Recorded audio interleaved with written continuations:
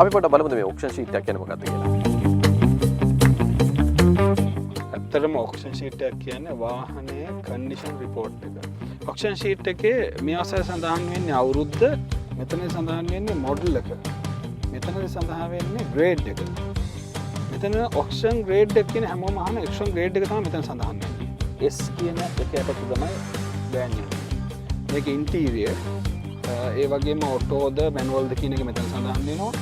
Mileage එක දැන් මේක මේ වාහනේ කිලෝමීටර් 8ක් කියලා සඳහන් වෙලා තියෙනවා. දැන් මේක මේ බ්‍රෑන්ඩ් නිව් වාහනයක් නම් මෙතන මයිලේජ් එක කිලෝමීටර් 8ක් වෙන්නේ කොහොමද?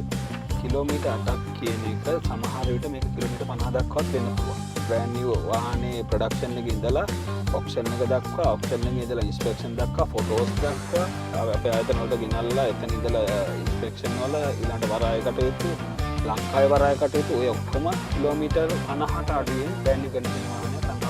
කැපැසිටි එක, ධාරිතාවය. ඒ වගේම තියෙන ඔප්ෂන්ස්. එතන මොනවද තියෙන්නේ? Power shutter, power mirror, ABS ඒ වගේ තියෙන ඔප්ෂන්ස් ටික මෙතන සඳහන් වෙනවා. ඒ වගේම තමයි වාහනයක බොඩි කන්ඩිෂන් එක.